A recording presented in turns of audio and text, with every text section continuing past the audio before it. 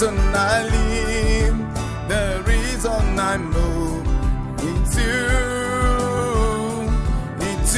my Lord. The reason I live, the reason I move into my Lord.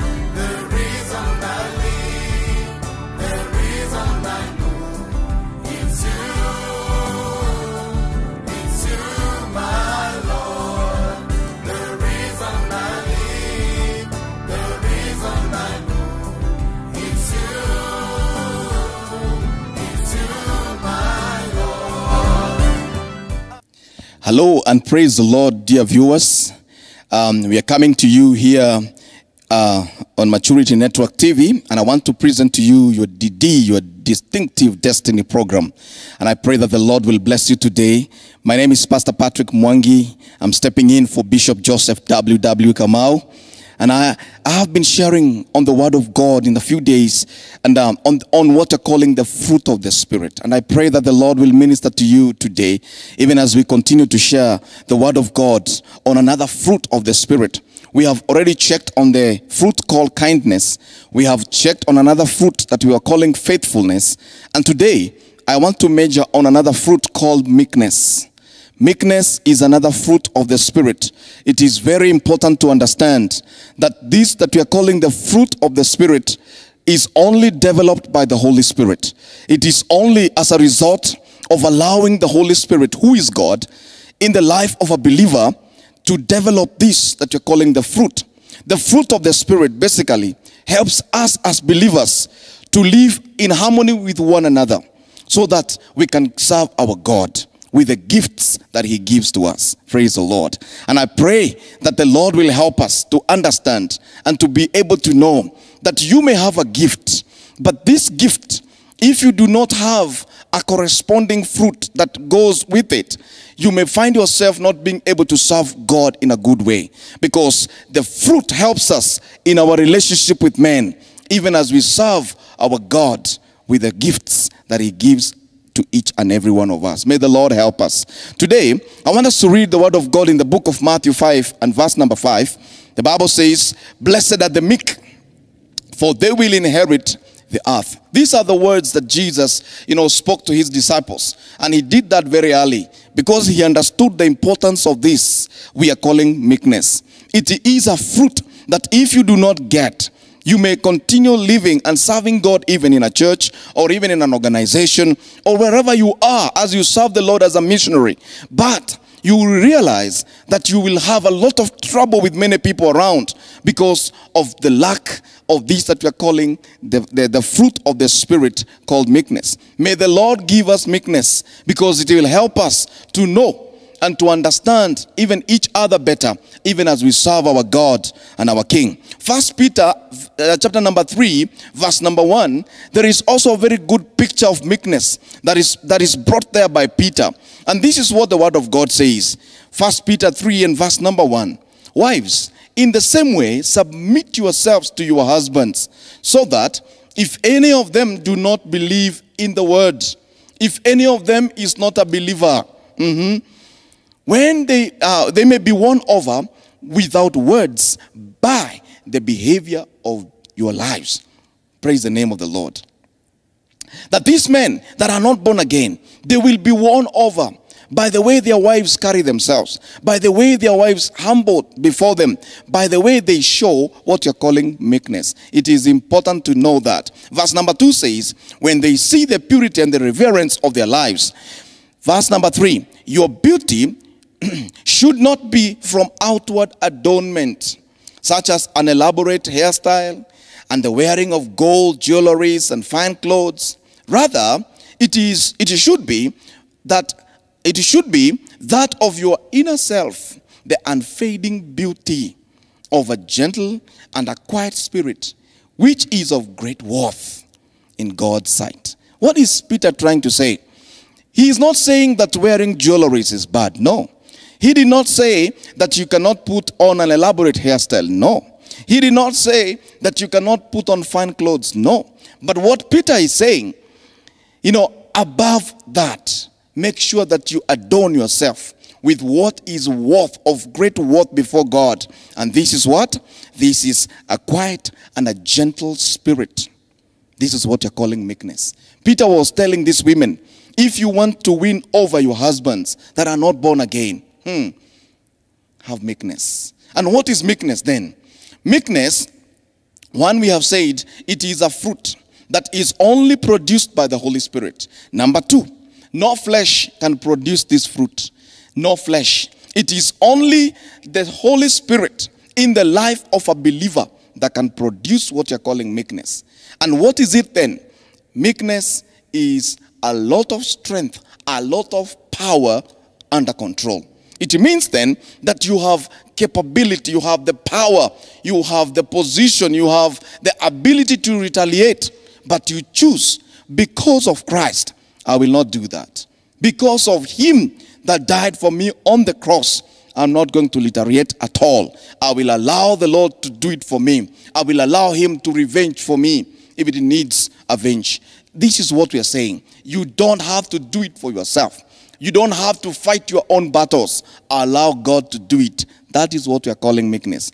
And please understand, we have always confused meekness with weakness. Meekness, I want to declare this day, is not weakness.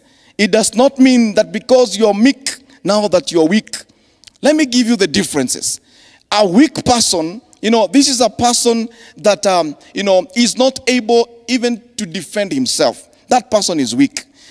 For example, you have been put in a test and you're supposed to fight, but if you are weak, it means you cannot even defend yourself. You cannot. But a meek person, it means that this person has all the strength, has all the ability, he has all the tactics. He knows he can easily smash you within a second. But he chooses not to do that. That is what you're calling meekness. Please don't confuse meekness and weakness. Meekness is not weakness, but it is a lot of strength under control. This word, when it is translated from Greek, you'll be able to see its analogy comes, it brings about the idea of a wild animal being, tamed, or being, being tamed to be able to do the will of the one that is taming it. And when I was thinking about that, I thought about the elephants in India. We see little boys climbing on top of these huge animals. And they do exactly what that little boy on top there is commanding it to do. What is that? The elephant has the strength. The elephant is so powerful. It weighs so many kilos, tons of them. But this elephant decides, all this strength that I have, I will not use it. But I will allow the one right up there to guide me, to take me where he wants me to take. That is what you're calling meekness. It is just like taking, what you're calling a horse. And you take it, maybe it's a wild horse. And you bring it together with other horses. And you tame it. You train it. You domesticate this animal. And within no time, somebody is able to mount on top of this, horse and be able to ride it. That horse weighs so much kilos than the person up there. But with the bridle in the mouth, the person who is up there decides the direction this animal is going to go. He decides when the animal will stop. Against the will of the animal, against the will of the horse, the rider decides what is going to happen. That is what we are saying. The horse can decide to throw off this guy from the back. It can decide to kick him even before he climbs up.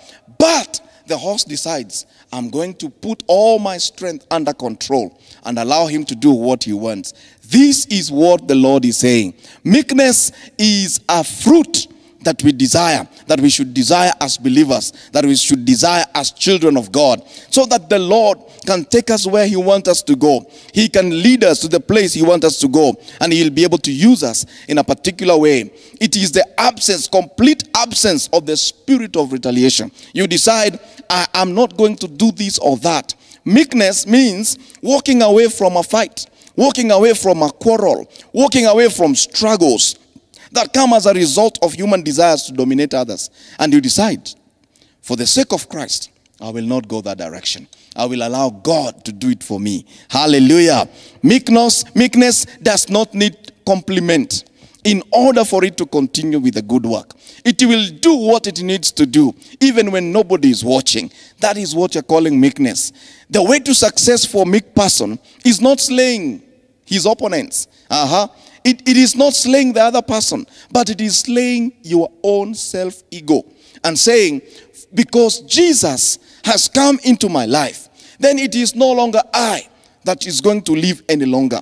And you conclude like Paul said, it is no longer I that lives, but Christ lives inside of me. Praise the name of the Lord. And may the Lord help us to continue in this walk of life as we trust him to develop this fruit that we are calling meekness. I want to give you a story that I read somewhere of this particular guy. He was a president of an institute, a president of a college, and he was walking around in the neighborhoods in a particular country. And as he walked around, he met this rich woman who was seated somewhere, and he was rocking on a rocking chair. She was rocking there, and she called and she yelled at this man and said, "Hey, you man, come here.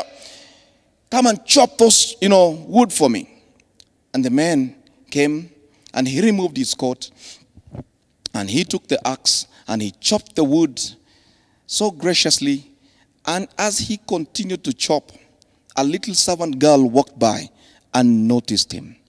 And he went to this woman and said, "Hey, you know what? That guy that is chopping your wood is the president of the college that I go to." And the woman was so embarrassed. She felt like, what did I do? She had treated that man badly. But the man, because he was a man that is born again, the Lord had worked in his life. The Holy Spirit had developed a fruit called meekness. He decided, I will go and I will chop the wood. Praise the name of the Lord. Anyone that refuses the fruit of meekness to grow in him will automatically grow another one. And that is what we are calling pride. May the Lord help us, children of God. May the Lord continue to minister to us, that we will not give room for pride in our lives. Jesus himself in Matthew 11:29 says, "Take my yoke, and my yoke take it upon yourself, and learn from me, for I am meek and I'm lowly in heart, and you will find rest for your souls." Amen. And that is Jesus. He's saying, take my example. Learn from me. Learn from me. I am meek and I'm lowly of heart, and you will find rest for yourselves. As I conclude, I want to say, John the Baptist, who was a cousin of Jesus, who was the forerunner of Jesus, in his own words, in John chapter 3 and verse number 30 says, "He must increase and I must decrease." He did not try to compete with him. He never did. But he said, I am going to lay low. He must continue to increase even as I decrease in my life, as I go down, so that he may be seen, not I any longer, but him that works in me. As I conclude, meek people are teachable. Meek people accept correction. Meek people say, I am sorry. Meek people forego their rights their rights to fight for themselves, and they allow the Lord to do it for them. Meek people seek the harmony of all. Meek people bow to God. I pray that we will have meekness as a fruit of the Spirit in our lives. Holy Spirit, help me to develop that fruit. Help my viewer today to develop that fruit. For without it, we will not be able to inherit the earth. Without it, we will not see you, Jesus. Help us, our Lord and our Maker, to develop this fruit in Jesus' mighty name. Amen. God bless you, and I pray that this changes you and helps you today. Continue to make that prayer for yourselves. God, give me meekness. Amen and amen.